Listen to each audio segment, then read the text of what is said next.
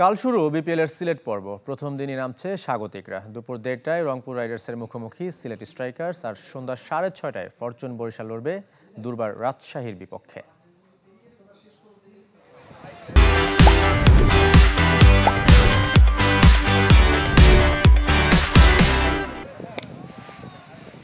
বিপিএলকে বরণ করে নেওয়ার অপেক্ষায় সিলেট। বিভাগটির ফ্র্যাঞ্চাইজি স্ট্রাইকার্স কতটা প্রস্তুত ঘরের মাঠ মাতাতে, দর্শকদের স্টেডিয়ামে টানতে? 6 ম্যাচের 5 দিনই খেলবে স্বাগতিকরা। তাই তো ঢাকায় প্রথম ধাপে সবচেয়ে কম মাত্র 1 ম্যাচ খেলেছে জাকের আলী, তানজিম সাকিবদের দল। সেই ম্যাচে আবার এই রংপুরের কাছেই ধরাশায়ী হয়েছিল সিলেট। তাই রাইডার্সের সমীহ বোলিং কোচের সঙ্গে বিপিএলে হোম অ্যাডভান্টেজ বলে কিছু নেই মনে করিয়ে দিলেন ডলার মাহমুদ। যদিও হোম বলতে কিছু নেই বিপিএলে, তারপরেও আমাদের প্রিপারেশনটা ভালো ছিল। মানে আমরা বেশ কিছুদিন আগে এসেছি, তো সেই দিক দিয়ে হোমের ক্রাউডের একটা সাপোর্ট থাকবে। হোপফুলি আমরা মানে যে কাজটা আমাদের করা দরকার, প্লেয়ারদের রাইট জায়গায় রাইট ডেলিভারিটা দেওয়া উচিত। তো ইনশাল্লাহ আমরা আশা করছি ইনশাল্লাহ আমরা এখান থেকে হয়তো বা উইনিং ফেজে ফিরব। বিপরীতে টানা 3 ম্যাচে শতভাগ জয়ে উঠছে রংপুর। নাহিদ রানা, কামরুল ইসলাম রাব্বির আগুনে বোলিংয়ের সাথে দু পাকিস্তানি ইফতিখার, খুশদিল শাহদের পারফরমেন্স জমেছে বেশ। তাই দ্বিতীয়বার সিলেট বধে চোখ রাইডার্সের।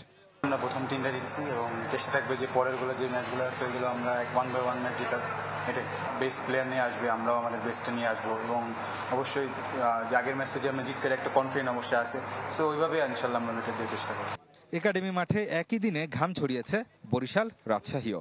তামিম, মুশফিক, মাহমুদুল্লাহদের মতো দেশি তারকার পাশাপাশি শাহিন শাহ আফ্রিদি, ফাহিম আশরাফ, কাইল মেয়ার্সরা সবাই ফিট। তবে শেষ ম্যাচে রংপুরের কাছে হেরে কিছুটা ব্যাকফুটে তামিমের দল। হোঁচট খেয়েছে রাজশাহীও।